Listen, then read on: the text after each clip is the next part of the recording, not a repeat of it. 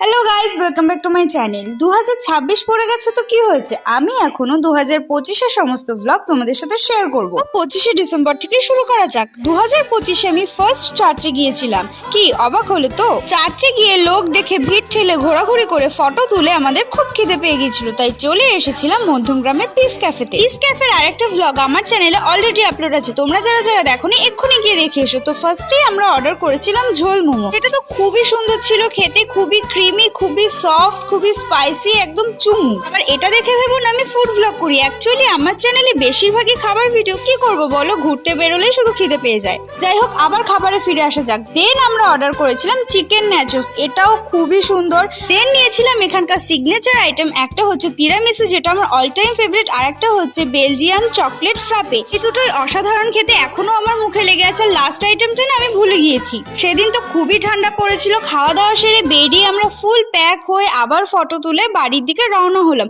ও সেদিন না আমার বোনের পায়ে ব্যথাও লেগেছিল, এটা একদম স্মৃতি হয়ে রইলো। যাই হোক, দেখা হচ্ছে 25-এর কোনো ভ্লগে। আজকের মতো এতটুকুই, বাই বাই।